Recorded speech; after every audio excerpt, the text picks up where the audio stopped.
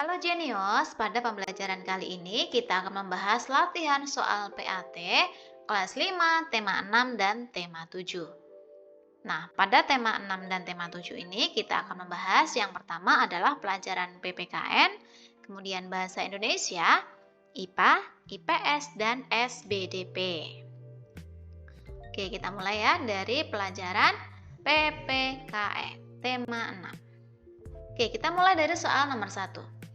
Sesuatu yang mutlak telah menjadi milik kita sendiri dan terserah kita mau menggunakan atau tidak adalah A. Hak, B. Kewajiban, C. Tanggung jawab, atau D. Kekuasaan. Nah, kita lihat di sini adalah ada kata mutlak menjadi milik kita. Berarti kalau sesuatu yang kita miliki itu disebut dengan hak. Berarti jawaban yang tepat adalah yang A. Oke, selanjutnya kita beralih ke soal nomor 2. Setiap warga negara berhak memperoleh pendidikan dan pengajaran sesuai dengan pasal A. Pasal 27 ayat 1, B. Pasal 28 ayat 1, C. Pasal 30 ayat 1, atau yang D. Pasal 31 ayat 1. Nah, di sini adalah berhak memperoleh pendidikan. Itu merupakan pasal 31 ayat 1. Berarti jawaban yang tepat adalah yang D. Oke, next. Kita ke soal nomor 3. Contoh kewajiban siswa di sekolah antara lain A. Belajar di kelas bersama, B. Memakai buku di perpustakaan, C. Mematuhi peraturan di sekolah, atau D. Mendapat bimbingan dari guru. Nah, kita lihat di sini ada kata kuncinya kewajiban. Kewajiban adalah segala sesuatu yang harus kita laksanakan. Berarti kira-kira apa yang harus kita laksanakan di sekolah? Jawaban yang paling tepat adalah yang C ya, yaitu mematuhi peraturan di sekolah. Oke, selanjutnya kita beralih ke soal nomor 4. Setiap warga negara wajib mentaati serta menjunjung tinggi dasar negara, hukum, dan pemerintahan tanpa terkecuali, serta dijalankan sebaik-baiknya sesuai dengan UUD 1945, yaitu A. Pasal 27 ayat 1, B. Pasal 29 ayat 1, C. Pasal 30 ayat 1, atau yang D. Pasal 31 ayat 1. Nah, jawaban yang benar untuk soal ini adalah yang A ya, yaitu pasal 27 ayat 1. Berarti yang A. Oke, selanjutnya kita beralih ke soal nomor 5. Peduli kepada sesama manusia dimanapun berada merupakan contoh pengalaman Pancasila. Sila ke A. 1, B. 2, C. 3, atau D. keempat. Perhatikan di sini ada kata peduli kepada sesama. Peduli kepada sesama itu merupakan contoh pengamalan sila kedua. Sila kedua yaitu bunyinya bagaimana? Ya, kemanusiaan yang adil dan beradab. Berarti jawaban yang paling tepat adalah yang B, yaitu sila kedua.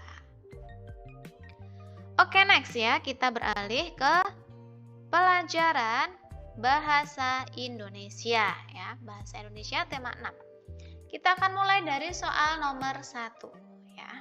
Teks penjelasan berisi informasi yang bersifat A. Fiksi, B. Rekaan, C. Persuasif, atau D. Ilmiah. Perhatikan, di sini teks penjelasan berisi informasi ya. Berarti kalau berisi informasi itu harus berdasarkan fakta. Tidak boleh hayalan, tidak boleh rekayasa.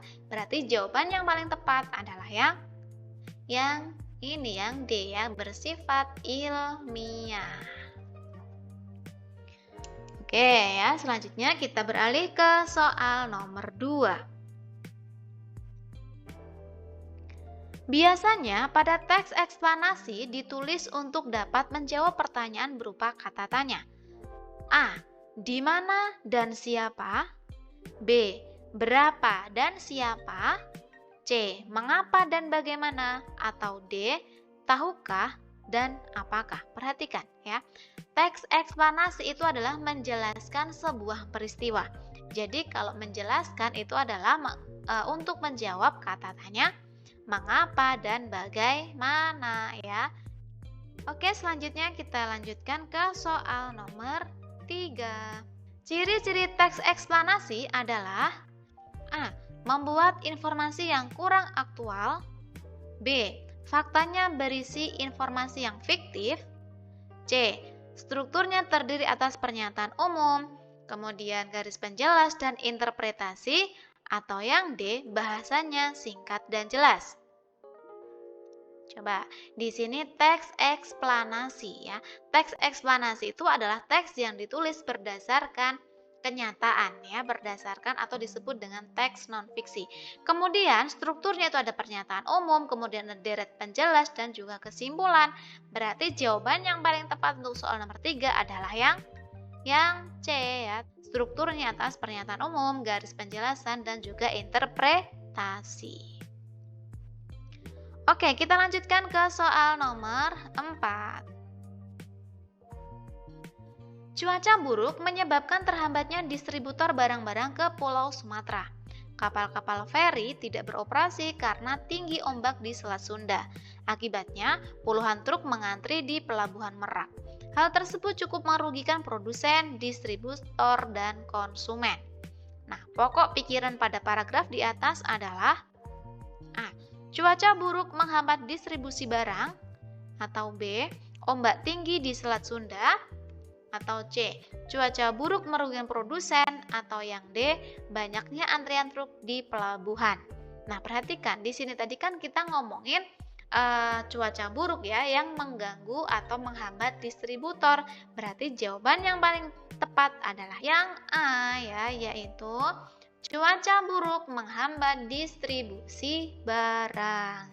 Kegiatan membaca yang dilakukan secara cepat untuk menemukan gagasan utama disebut A. Membaca pemahaman, B. Membaca cepat, atau C. Membaca sekilas, atau yang D. Membaca teknis. Perhatikan di sini membaca secara cepat ya. Membaca secara cepat berarti jawaban yang paling tepat adalah yang B, yaitu membaca cepat. Oke, kita lanjutkan ya, yaitu untuk ke pelajaran IPA tema 6. Kita mulai dari soal nomor 1. Sumber energi panas terbesar bagi kehidupan di bumi yaitu A. Panas bumi, B. Matahari, C. Minyak bumi, atau yang D. Kayu bakar. Perhatikan di sini adalah sumber energi panas terbesar. Ya, sumber energi panas terbesar di bumi adalah matahari. Berarti jawaban yang benar adalah yang B, matahari. Oke, next kita lanjutkan ke soal nomor 2.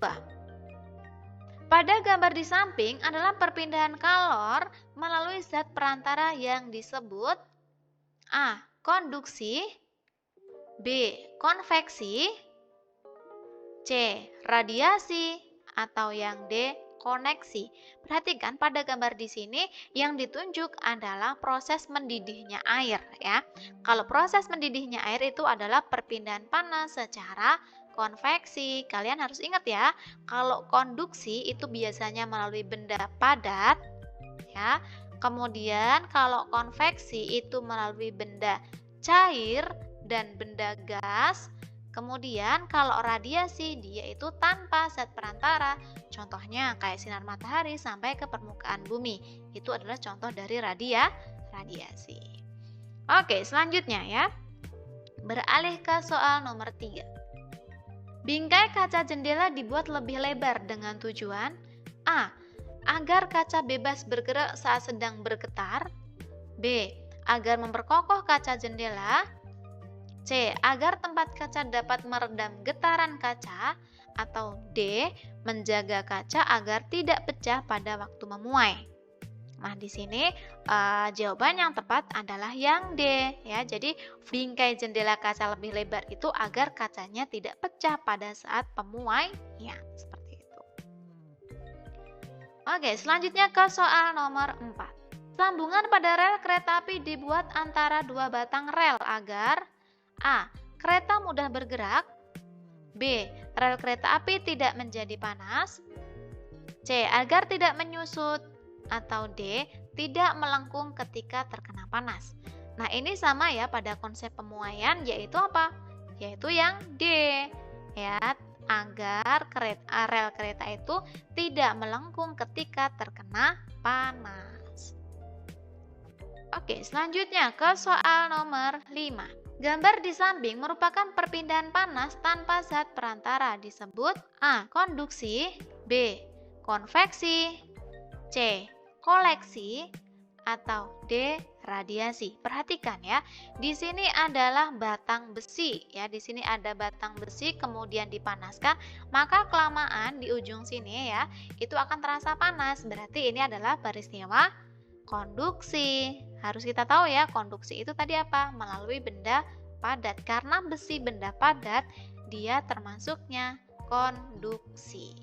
Oke, selanjutnya ya, kita akan membahas pelajaran IPS. Para petani harus menyelesaikan waktu tanam dengan musim penghujan agar tanamannya dapat tumbuh dengan baik. Hal tersebut contoh interaksi antara A. Manusia dengan lingkungannya, B. Benda mati dengan benda hidup, C. Benda hidup dengan benda mati, atau D. Benda hidup dengan hidup. Coba perhatikan di sini para petani ya, para petani harus menyesuaikan dengan waktu tanam ya, waktu tanam musim penghujan. Berarti ini adalah yang A ya, yaitu manusia dengan lingkungannya. Selanjutnya ke soal nomor 2. Tanaman yang cocok ditanam di dataran tinggi adalah A. Padi, B. Jagung, C. Kelapa, atau yang D. Teh. Perhatikan, di sini adalah dataran tinggi. Berarti kalau yang ada di dataran tinggi itu biasanya adalah yang teh ya. Oke, next selanjutnya ke soal nomor 3. Daerah yang cocok sekali dijadikan tempat untuk bercocok tanam padi adalah A. Dataran tinggi, B. Dataran rendah, C. Pesisir pantai, atau D. Gurun. Perhatikan di sini untuk tanaman padi. Nah, padi itu biasanya ada di daerah dataran rendah, berarti jawabannya yang B. Selanjutnya, koperasi serba usaha yang beranggotakan penduduk desa dan berlokasi di daerah pedesaan dan berlokasi di daerah pedesaan disebut A. Koperasi simpan pinjam, B. Koperasi konsumsi, C. Koperasi produksi, atau yang D. KUD. Nah, di sini adalah koperasi serba usaha itu disebut KUD ya, atau disebut juga dengan koperasi unit desa. Oke, selanjutnya kita ke soal nomor 5. Berbagai masalah yang terjadi di masyarakat disebut A. Masalah sosial, B. Interaksi sosial, C. Hubungan sosial, atau D. Lembaga sosial. Di sini ada kata masalah ya. Masalah di masyarakat berarti dia itu adalah masalah sosial. Oke, selanjutnya ya, kita beralih ke pelajaran SBDP. Kita mulai dari soal nomor 1. Di bawah ini yang termasuk lagu bertangga diatonis mayor adalah A. Syukur, B. Gugur bunga, C. Tuhan, atau D. Garuda Pancasila. Perhatikan di sini diatonis mayor, berarti dia itu sifatnya gembira dan semangat. Di antara keempat jawaban ini yang bersifat gembira dan semangat adalah yang D, yaitu Garuda Pancasila. Selanjutnya, nomor 2. Lagu yang memberi kesan gembira dan lincah menggunakan tangga nada A. Slendro, B. Pelok, C. Diatonik, atau D. Minor. Nah, di sini jawaban yang benar adalah yang A, yaitu slendro. Nomor 3. Bentuk pola lantai dalam karya tari disesuaikan dengan A. Tata lampu, busana, dan gerak, B. Jumlah penari, gerak tari, dan tempat pertunjukan, C. Busana, tata rias, dan panggung, atau D. Panggung properti dan tata rias. Nah, di sini ada kata pola lantai ya. Pola lantai itu harus menyesuaikan jumlah penarian juga ya. Berarti jawaban yang benar adalah yang B. Selanjutnya, ke soal nomor 4. Lagu atau musik yang berasal dari suatu daerah tertentu dan menjadi populer dinyanyikan, baik oleh masyarakat daerah maupun rakyat lainnya dinamakan A. Lagu wajib, B. Lagu daerah, C. Lagu nasional, atau D. Lagu keroncong. Perhatikan, di sini adalah berasal dari suatu daerah. Berarti ya lagu daerah ya, berarti yang B. Selanjutnya, soal nomor 5. Sebelum menggambar cerita, langkah pertama adalah menentukan A. Judul gambar, B. Teknik gambar, C. Media gambar, atau D. Tema gambar. Jadi sebelum kita melakukan gambar cerita ya, kita harus menentukan dulu tema apa yang akan kita gambar atau tema apa yang akan kita ambil gitu ya. Berarti jawaban yang benar adalah yang tema. Oke, next selanjutnya ya, yaitu kita akan membahas tema 7 ya. Pada tema 7 kita akan membahas pelajaran PPKN ya. Yang pertama, kita dari nomor 1 dulu, yaitu kata budaya berasal dari bahasa Sanskerta yaitu budaya yang berarti A. Akal atau budi, B. Gagasan atau ide, C. Cipta atau karsa, atau yang D. Karya dan hasil. Di sini budaya itu artinya adalah akal atau budi. Oke, soal nomor 2. Salah satu faktor penyebab keberagaman di Indonesia adalah A. Banyaknya kerajaan di Indonesia, B. Penjajah oleh bangsa asing, C. Perbedaan kondisi geografis, atau yang D. Kedatangan bangsa Eropa. Jadi penyebab keberagaman itu adalah yang C, yaitu perbedaan kondisi geografis. Nomor 3. Sebuah nilai yang menunjukkan adanya perilaku dan sikap kerukunan serta kerjasama dalam masyarakat yang beragam adalah A. Gotong royong, B. Toleransi, C. Musyawarah, atau yang D. Bermasyarakat. Jawabannya yang benar adalah yang A, yaitu gotong royong. Nomor 4. Cara menyikapi perbedaan dan keragaman yang ada di sekitar tempat tinggal yaitu A. Membantah pendapat teman, B. Mencela tradisi yang dianut teman, C. Menghormati bahasa daerah dari suku bangsa lain, atau yang D. Membedakan teman berdasarkan kaya atau miskin. Di sini cara menyikapi perbedaan. Berarti yang benar adalah yang C, yaitu menghormati bahasa daerah dari suku bangsa lain. Selanjutnya kita ke soal nomor 5. Semangat yang dimiliki oleh para pendiri negara ketika merumuskan dasar negara adalah A. Merdeka atau mati, B. Persatuan dan kesatuan, C. Kepentingan golongan, atau yang D. Pantang menyerah. Jadi semangatnya adalah semangat persatuan dan kesatuan, yang ini yang B ya. Selanjutnya ya, kita akan membahas pelajaran bahasa Indonesia tema 7. Kita mulai dari soal nomor 1. Sistem tanam paksa. Pada masa kepemimpinan Johannes van den Bos, Belanda memperkenalkan sistem tanam paksa. Sistem tanam paksa pertama kali diperkenalkan di Jawa dan dikembangkan di daerah-daerah lain di luar Jawa. Di Sumatera Barat, sistem tanam paksa dimulai sejak tahun 1847. Saat itu, penduduk yang telah lama menanam kopi secara bebas dipaksa menanam kopi untuk diserahkan kepada pemerintah kolonial. Nah, berdasarkan teks di atas, komoditas yang ditanam pada masa tanam paksa adalah A.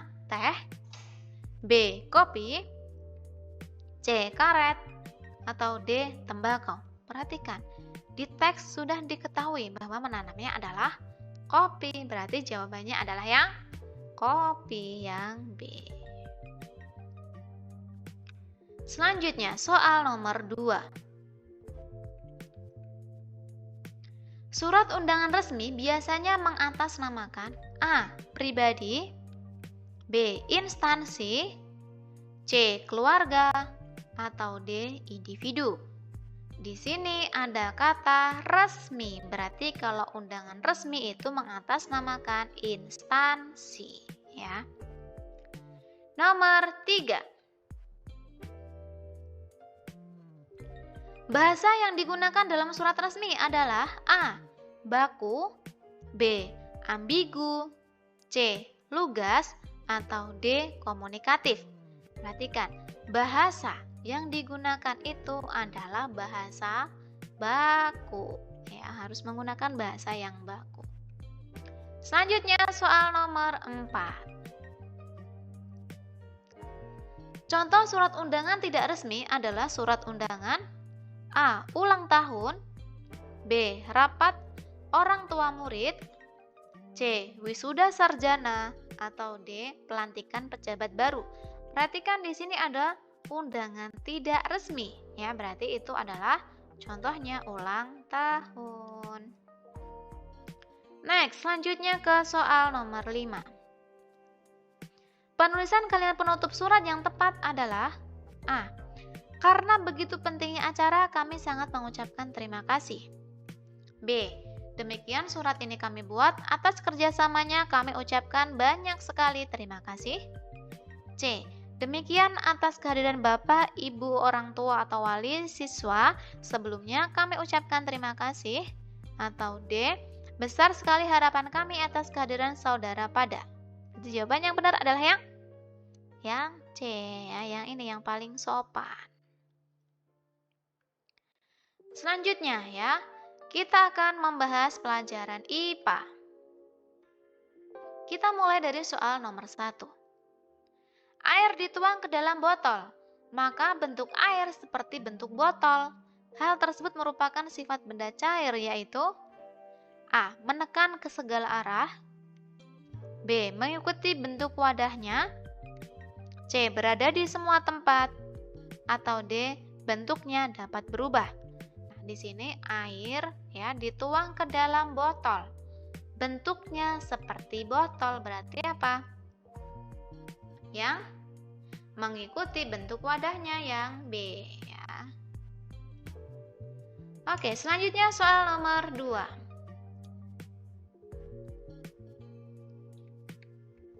Air dituang ke dalam botol, maka bentuk air seperti bentuk botol. Hal tersebut merupakan sifat benda cair, yaitu A. Menekan ke segala arah, B. Mengikuti bentuk wadahnya, C. Berada di semua tempat, atau D. Bentuknya dapat diubah. Jawabannya adalah yang ini, ya, yang B. Mengikuti bentuk wadahnya. Selanjutnya soal nomor 3. Kapur barus di dalam lemari pakaian lama-kelamaan akan habis. Bersifat tersebut merupakan contoh A. Mencair, B. Membeku, C. Menguap, atau D. Menyublim. Perhatikan, di sini kapur barus itu kan benda padat, ya. Kemudian akan habis itu berubah menjadi gas, ya. Perubahan dari padat menjadi gas adalah menyublim, yang D. Selanjutnya soal nomor 4. Benda yang memiliki sifat tidak mudah berubah bentuk jika dipindahkan adalah benda A. Panas, B. Cair, C. Padat, atau D. Gas. Di sini kata kuncinya adalah tidak mudah berubah bentuk, berarti adalah benda padat yang C. Selanjutnya soal nomor 5. Istilah lain mengkristal adalah A. Menyublim, B. Mengembun, C. Menghablur, atau D. Membeku. Jadi istilah mengkristal itu adalah menghablur yang C. Selanjutnya ya, kita akan membahas yaitu pelajaran IPS. Kita mulai dari soal nomor 1. Latar belakang bangsa-bangsa Eropa ke Indonesia memiliki semboyan 3G, yaitu A. Gold, Globe, dan Glory, B. Gold, Gospel, dan Glory, C. God, Gospel, dan Glory, atau D. Gold, God, dan Gospel. Jawaban adalah yang B ya, yaitu Gold, kemudian Gospel, dan juga Glory. Oke, selanjutnya ke soal nomor 2. Organisasi Pergerakan Nasional Budi Utomo didirikan oleh A. Ahmad Dahlan, B. Ki Hajar Dewantara, C. Dr. Sutomo, atau D. Danurja Setia Budi. Jawaban yang benar adalah Budi Utomo itu didirikan oleh Sutomo yang C. Selanjutnya soal nomor 3. Hari lahirnya Pancasila diperingati setiap tanggal A. 1 Juni, B. 1 Juli, C. 1 Agustus, atau D. 1 September. Hari lahirnya Pancasila itu adalah 1 Juni, berarti yang A ya. Selanjutnya soal nomor 4. Berikut merupakan tokoh penggagas dasar negara kecuali A. Soekarno, B. Supomo, C. Mohyamin, atau D. Muhammad Hatta. Di sini ada kata kecualinya, berarti yang bukan adalah yang D, yaitu Muhammad Hatta. Selanjutnya ke soal nomor 5. Di dalam pembukaan Undang-Undang Dasar 1945 termuat isi rumusan prinsip dasar negara yang disebut Pancasila, tepatnya pada alinea A1, B2, C3, atau D keempat. Jawabannya adalah yang alinea keempat, yang D. Selanjutnya ya, kita akan bahas ke pelajaran SBDP, yaitu kita mulai dari soal nomor 1. Tempo lagu Indonesia Raya adalah A. Marsia, B. Andante, C. John Bravura, atau D. Moderato. Jawaban yang benar adalah yang C, yaitu John Bravura. Nomor 2. Lagu Tanah Airku diciptakan oleh A. H. Mutahar, B. Ibu Sud, C. El Manik, atau D. A. Simanjuntak. Tanah Airku itu diciptakan oleh Ibu Sud ya, berarti yang B. Selanjutnya soal nomor 3. Sebuah karya seni yang dapat dinikmati dari satu arah pandang karena hanya memiliki 2 ukuran panjang dan lebar disebut karya seni A. 2 dimensi, B. 3 dimensi, C. 4 dimensi, atau D. 5 dimensi. Perhatikan di sini hanya satu arah saja dan memiliki ukuran panjang dan lebar saja. Ini adalah ciri dari karya seni 2 dimensi. Ya. Oke, selanjutnya ke soal nomor 4.